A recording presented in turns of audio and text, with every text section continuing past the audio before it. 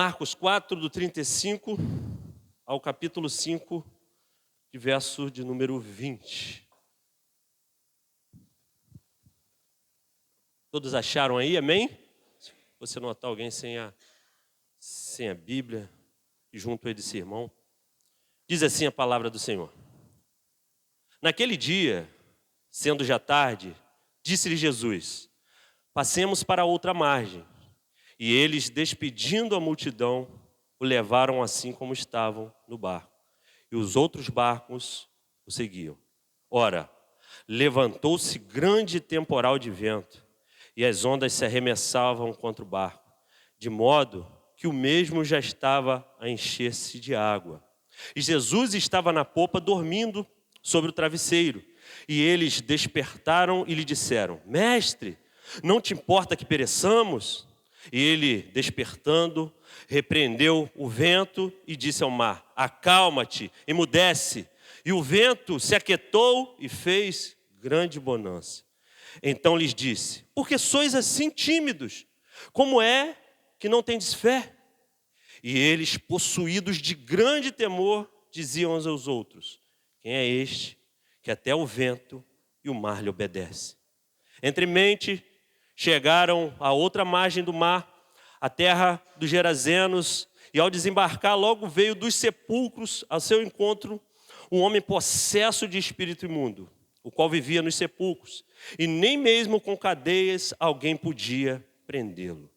Porque tendo sido muitas vezes preso com grilhões e cadeias, as cadeias foram quebradas por ele e os grilhões despedaçados, e ninguém podia subjugá-lo. Versículo 5.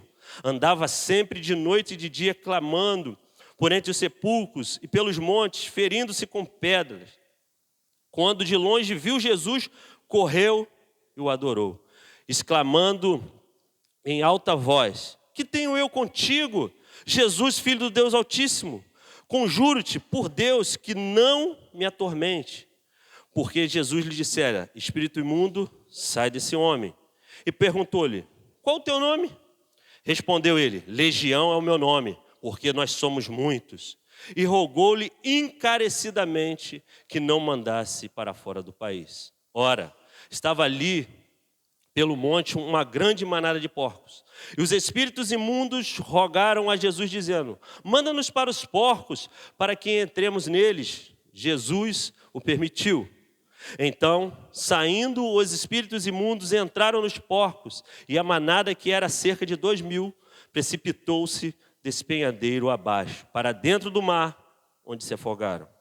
Os porqueiros fugiram e anunciaram na cidade e pelos campos. Então saiu o povo para ver o que se sucedera. Indo ter com Jesus, viram um endemoniado que tivera a legião assentado, e ele vestido em perfeito juízo, e temeram. Os que haviam presenciado os fatos contaram-lhes o que acontecera, e ao endemoniado acerca dos porcos. E entraram e rogaram-lhe que se retirasse da terra deles. Ao entrar Jesus no barco, suplicava-lhe o que for endemoniada, que o deixasse estar com ele.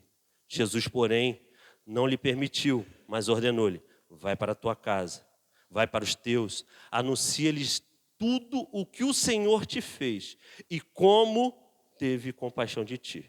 Então ele foi e começou a proclamar em Decápolis tudo o que Jesus fizera, e todos se admiravam. Amém. Feche seus olhos, coloque a mão no seu coração. Enquanto eu oro por você, você ore para que Deus possa falar através de mim, em nome de Jesus. Senhor, nós te pedimos no nome santo de Jesus, nome que é sobre todo nome, Senhor. Senhor, abençoa poderosamente o seu povo nesta manhã, Senhor. Tu sabes, Senhor, e Tu conheces o coração de cada um aqui. Tu conheces cada necessidade, Senhor. Então, Senhor, vem de encontro, Senhor. Que não seja aquilo que nós queremos ouvir, mas aquilo que o Senhor tem para nós. O que o Senhor tem para nós é o melhor, Senhor, porque a Tua vontade é boa, é perfeita e agradável, Senhor. Derrama, Senhor, da porção do Teu Espírito no nosso meio, Senhor. É isso que nós te pedimos, no nome de Jesus. O povo de Deus diga amém. Podemos se assentar, meus irmãos. Meus irmãos, não tem projeto melhor, maior, mais extraordinário do que seguir a Jesus. Se você decidiu seguir a Jesus, você escolheu pelo melhor projeto da sua vida. Eu quero trazer essa mensagem para te estimular, para te abençoar nessa manhã, a continuar seguindo o Senhor. Quando falar do Senhor, seus olhos brilhem, seu coração ele palpite, porque é o melhor projeto da nossa vida. E quando nós olhamos para o Evangelho de Marcos, nós notamos que Marcos, de uma forma assim extraordinária, ele apresenta o Senhor. Ele inicia no primeiro capítulo, no primeiro versículo, anunciando a mensagem, o Evangelho. E o protagonista dessa mensagem, Jesus Cristo, Filho de Deus. O Evangelho de Jesus Cristo, Filho de Deus. E logo mais à frente você vai ver João Batista como arauto anunciando a chegada do rei. Então, meus irmãos, você vê o rei chegando para anunciar o Evangelho. Logo mais à frente você vê Jesus sendo batizado e a presença do Pai, a presença do Espírito e do Filho ali, mostrando para nós que Jesus ele veio trazer salvação, como lá no Gênesis ele veio trazer um novo começo, ou um recomeço para a humanidade. Meus irmãos, aí Jesus ele começa o seu ministério, começa a sua missão, o rei começa a estabelecer o seu reino, mas o mais extraordinário nisso tudo, meus irmãos, é que esse rei, Senhor Todo-Poderoso, ele não vai sozinho, ele escolhe discípulos, escolhe gente como eu e como você para participar dessa missão extraordinária. Quem pode dizer amém? No capítulo 1, verso 18, ele vai chamar, no Mar da Galileia, ele vai chamar uma dupla de irmãos. No capítulo 2, no verso 13, ele chama a Levi. E no capítulo 3, no verso 13, ele vai chamar os 12 para si. E ali é o núcleo da igreja, ali é o núcleo do Evangelho, até chegar em nós, meus irmãos. Meus irmãos, ele nos insere na missão extraordinária que ele tem para fazer. E Jesus, depois disso, começa a apresentar, tanto para os seus discípulos, quem ele é, começa a se revelar quem ele é, e ele começa também a ensinar a eles o que eles deveriam fazer, depois que ele fosse assunto aos céus. E você vai ver Jesus ensinando na sinagoga, você vai ver Jesus libertando, logo Jesus começa a ensinar dentro da sinagoga, aparece logo um homem endemoniado, Jesus expulsa aquele demônio, depois diz que Jesus entra na casa de Pedro, cura a sogra de Pedro, depois aparece um homem coberto de lepra. Lucas vai relatar isso para a gente, que ele estava coberto de lepra. Jesus, ele cura aquele homem, restaura aquele homem. Mais à frente, ele vai curar um homem que estava paralítico. Esse homem que desce, que os amigos levam, ele desce pelo telhado. Então, Jesus ele está demonstrando os primeiros atos públicos ali, se revelando para os seus discípulos e discipulando, meus irmãos. E a gente olha que há um contraste, desse público. Existiam pessoas que já estavam seguindo Jesus porque Jesus curava, porque Jesus libertava, porque Jesus multiplicava pão e peixe. É a turma que estavam interessados no que Jesus poderia dar. Do outro lado já tinha a oposição.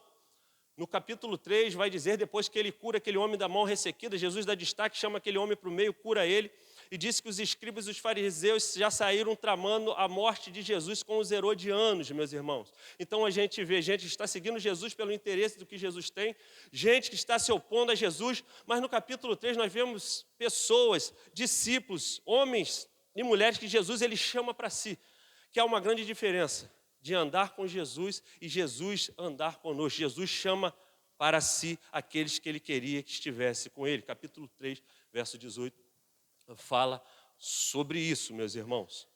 Mas, meus irmãos, Jesus continua e a prioridade de Jesus era pregar o Evangelho. Você vê que Jesus, no capítulo 3, verso 9, Jesus manda preparar um barco. Jesus, sempre quando a multidão afluía, e ele sabia, Jesus conhece o coração dele, Jesus ele saía daquela cidade e ia para outra para pregar o evangelho do arrependimento. E quando chega no capítulo 4, Jesus ali com os seus discípulos, ele conta 4 parábolas.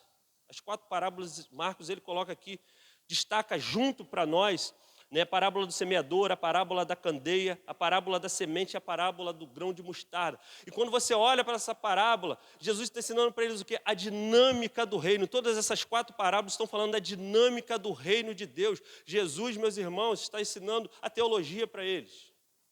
Agora, meus irmãos, quando chega nesse capítulo que nós lemos, a partir do versículo 35, Jesus, depois de ter ensinado a teoria, depois de ter ensinado a teologia, quem esteve na escola bíblica aí, diga amém. Depois de ter aprendido, de ter entrado na mente e descido para o coração, Jesus vai levar eles para a prática.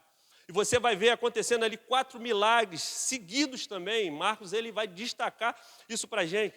Jesus ele acalma uma tempestade, Jesus cura um endemoniado, Gerazeno.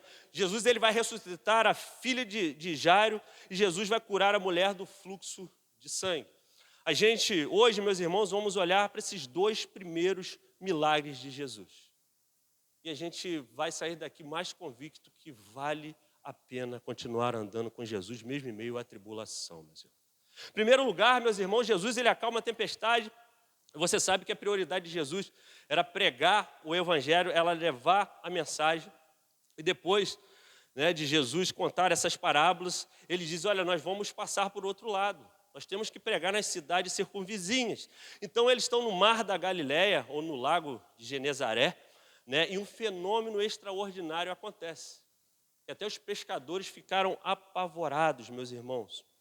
E Jesus, nesse milagre, Jesus ensina 2 coisas para a gente. Primeira coisa é que a humanidade de Jesus, ela é real. Jesus está no barco fazendo o quê? Dormindo. Segundo lugar, Jesus mostra para a gente a sua divindade. Meus irmãos, Jesus ele está dormindo porque ele sabe que está tudo sob o controle. Na verdade, ele sabe que está tudo sobre o seu controle. Ele já está mostrando para aqueles discípulos tudo que ele já tinha ensinado lá atrás. Está tudo sob o meu controle. Jesus está no controle. Jesus está mostrando para a gente, meus irmãos, que ele é humano, mas ele também é Deus. Ele está mostrando o ensino na prática, meus irmãos. Ele está lançando a semente e descansando no Senhor. Mas, meus irmãos, enquanto Jesus está descansando, os discípulos eles estão amedrontados, os discípulos estão apavorados. A Bíblia diz que eles, despedindo a multidão, no verso 36, o levaram, e assim como estavam no barco. Meus irmãos, diz que eles, os discípulos que estavam com o leme na mão, eles que estavam levando o barco, o leme estava na mão deles, mas, porém, eles não tinham o controle da situação. E essa tempestade deixa muito bem claro, explícito isso, eles não tinham o controle da situação. Às vezes a gente pensa que o controle está nas nossas mãos, mas basta uma tempestade para mostrar para nós que nós não temos o controle está nas mãos do nosso Senhor. O leme estava na mão, o leme estava na mão deles, mas o controle estava nas mãos do Senhor. O controle da sua vida, meu irmão, deixa eu falar isso para você, aplicar isso para você, está nas mãos do Senhor, você tem que descansar seu coração, mesmo em meio à tempestade. Não sei quantos aqui já são discípulos, descanse no Senhor. Não sei quantos aqui ainda não são, estão visitando essa igreja hoje pela primeira vez. Eu quero te dizer que se tornar um discípulo de Jesus é a melhor escolha da sua vida. Porque quando você entrega a sua vida, Ele assume o controle da sua vida. Ele está no controle.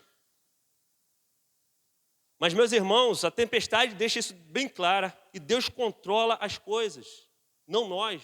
Nós temos que ter a consciência disso, nós não controlamos. E a pergunta hoje para nós é, o medo é pecado diante de uma grande tribulação? Porque Marcos ele destaca, fala que se levantou um grande temporal. O temporal já é um negócio absurdo, imagine um grande temporal. Será que o medo é pecado diante de uma tribulação, meus irmãos? A resposta é retórica, não. O medo é uma experiência comum diante da situação adversa. Nós sentimos medo, meus irmãos. Quem não sente medo diante de uma situação adversa é louco. O medo, ele preserva seres finitos como nós. A gente tem medo. Porém, esse relato nos informa que o medo deles não era um medo saudável, meus irmãos. Não era um medo saudável. E o que Jesus ele faz quando ele é acordado pelos discípulos? 3 coisas Jesus faz. Primeiramente, Jesus ele faz um milagre, né? Na verdade, nesse milagre, 3 coisas Jesus ensina nesse milagre.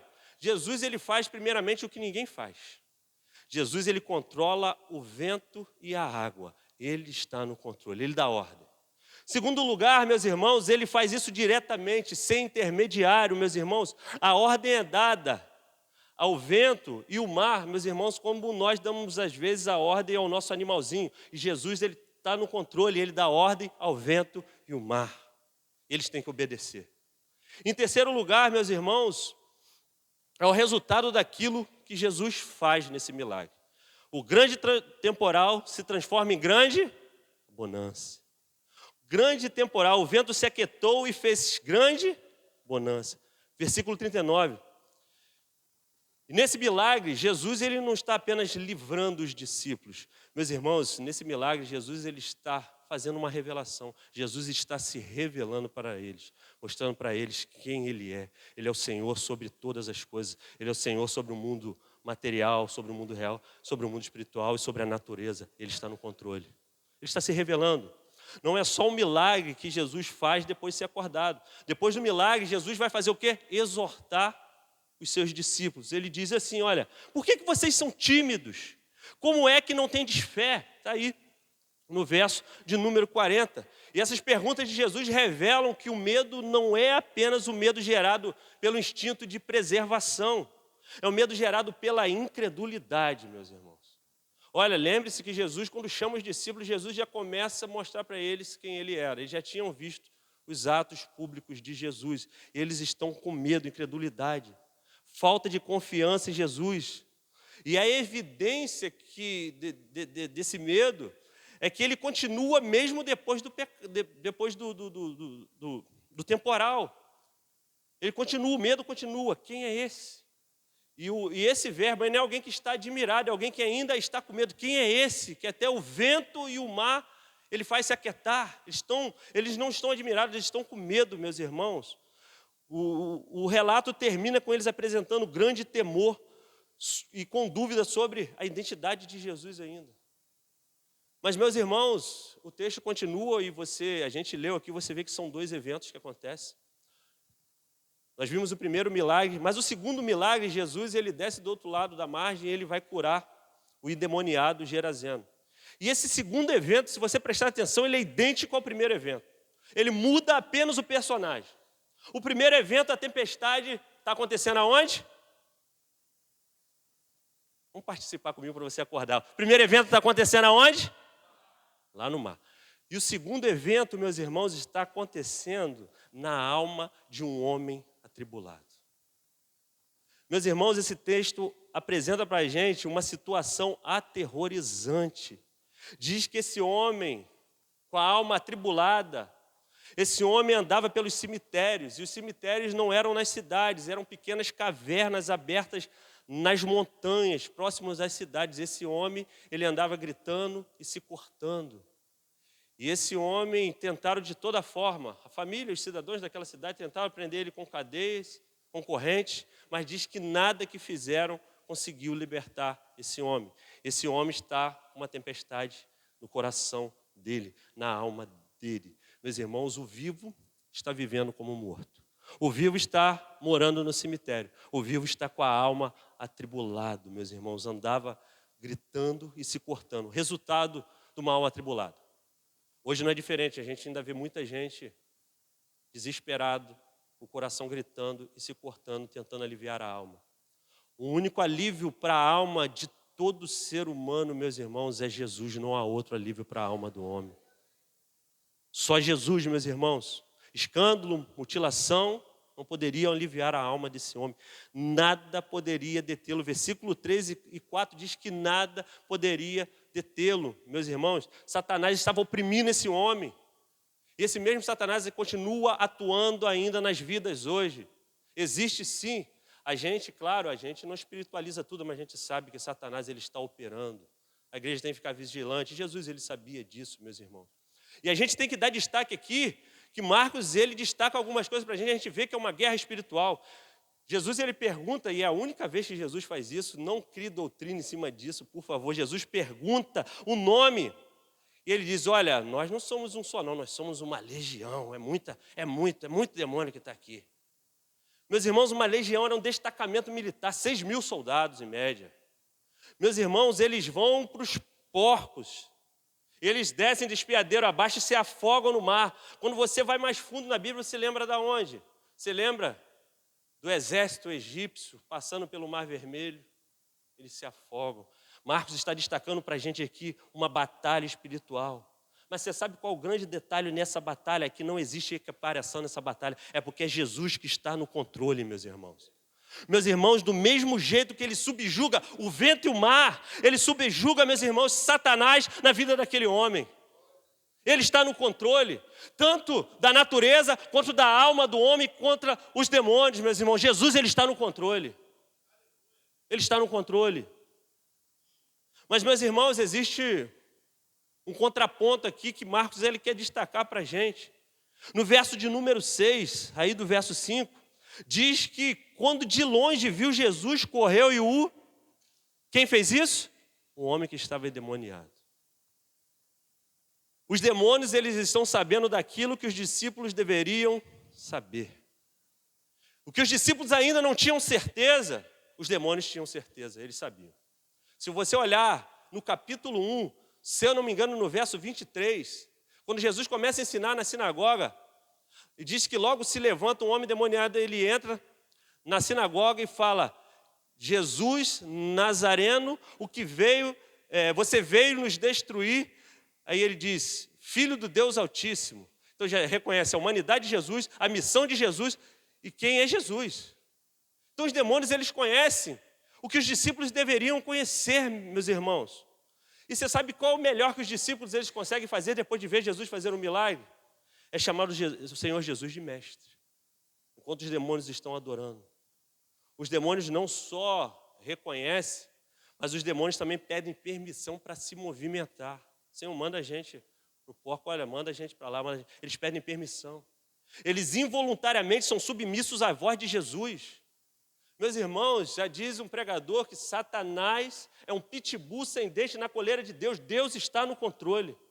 Na vida de Jó, meus irmãos, ele só pode fazer aquilo até onde Deus permitiu. E Jesus dá ordem àquele demônio, ele tem que sair da vida daquele homem. Você sabe por quê, meus irmãos? Esse texto também ensina para a gente que não existe causa perdida para Jesus. Meus irmãos, ele tem autoridade sobre o mundo físico, sobre o mundo espiritual. O verso 4 a 5, olha o que diz aí. Você pode acompanhar comigo? Porque, tendo sido muitas vezes preso com aguilhões e cadeias, as cadeias foram quebradas por ele, e os grilhões despedaçados, e ninguém podia subjugá-lo. Meus irmãos, ninguém podia dominá-lo, ninguém podia subjugá-lo. Meus irmãos, Jesus ele chega sem corrente, sem aguilhões, Jesus domina a alma daquele homem em alguns segundos. Só a presença de Jesus e a palavra de Jesus. E agora, esse homem que era um endemoniado, que estava com a legião, que todo mundo já tinha desistido dele, ele já estava nas cavernas, agora esse homem se torna um evangelista, agora ele vai pregar para sua casa, para sua família, para aquela cidade. A palavra diz que todos ficaram admirados, meus irmãos, não existe causa perdida, ele está no controle, o Senhor está no controle da nossa vida. O Senhor é o Senhor da tempestade no mar e da tempestade na nossa alma. Não sei quantos entraram aqui com a alma atribulada, numa tempestade, apenas com a palavra do Senhor, e a palavra do Senhor, ela restaura, e Ele está falando comigo e com você, descanse em mim, eu estou no controle. Ele está no controle da nossa vida, e aqui não é jargão de pregador não, é a palavra de Deus, meus irmãos, ela nos garante isso, Ele está no controle da nossa vida. Isso é extraordinário, meus irmãos. Endemoniado agora, que não tinha mais jeito para a sociedade, agora está pregando a palavra de Deus. Jesus, ele traz bonança externa e Jesus, ele traz bonança interna. Ele tem toda a autoridade. Isso é maravilhoso, isso é extraordinário. E a gente até aqui, meus irmãos, até aqui a estrutura do texto ela é idêntica. Jesus está operando um milagre. Faz grande bonança no mar e grande transformação em terra, na vida daquele homem. Mas a partir daqui, Marcos começa a apresentar uma mudança, meus irmãos, para a gente. O quadro muda quando nós atentamos para a reação de quem está observando, quem está em volta. Lembre-se que os discípulos eles não vão ser citados aqui no segundo evento, mas eles estão lá presentes, amém? O povo daquela cidade, os discípulos estão presentes. Primeiro evento, os discípulos estão possuídos de medo e incrédulos.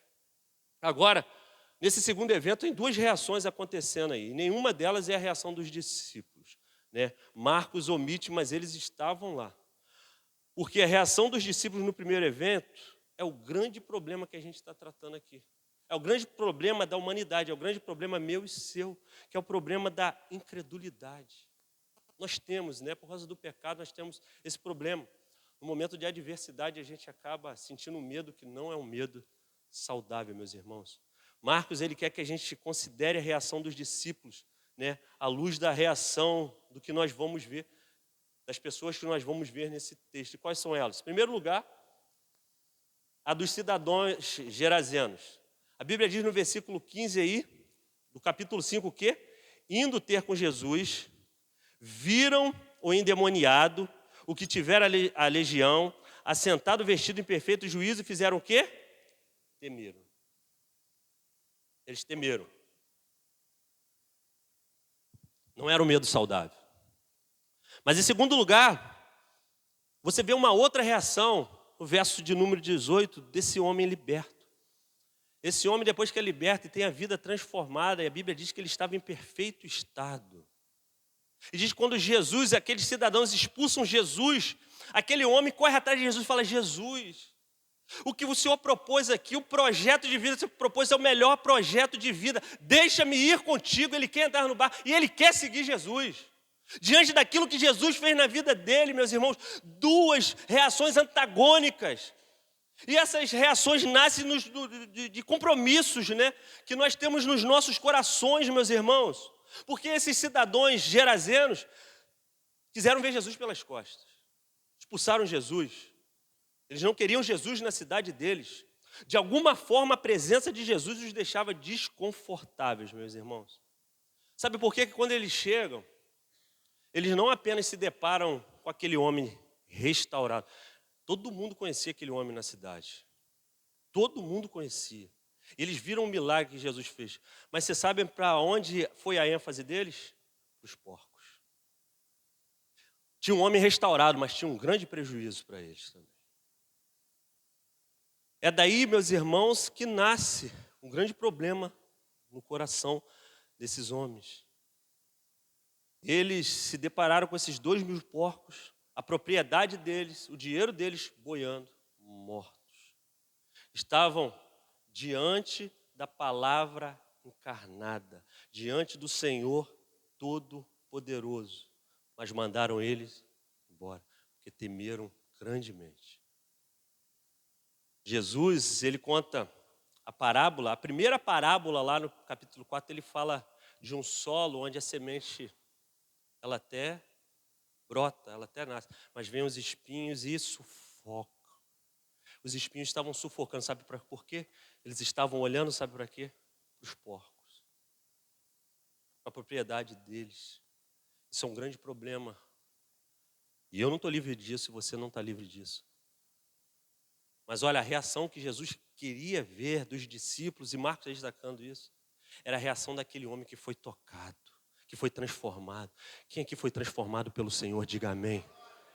Essa reação que Jesus espera, os olhos brilhando, o coração palpitando, falando: Senhor, deixa eu estar contigo. Eu não quero saber se lá para o outro lado vai ter de novo, teve tempestade, então eu não quero saber, eu quero estar com o Senhor, deixa eu ir contigo, deixa eu caminhar contigo. Jesus falou: olha, essa não é a sua missão não. O homem está restaurado, meus irmãos. O homem está fazendo exatamente o que Jesus esperasse que os outros fizessem.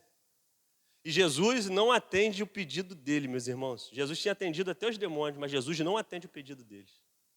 Jesus não atende o pedido desse homem. Jesus frustra ele, mas Jesus dá uma tarefa para ele.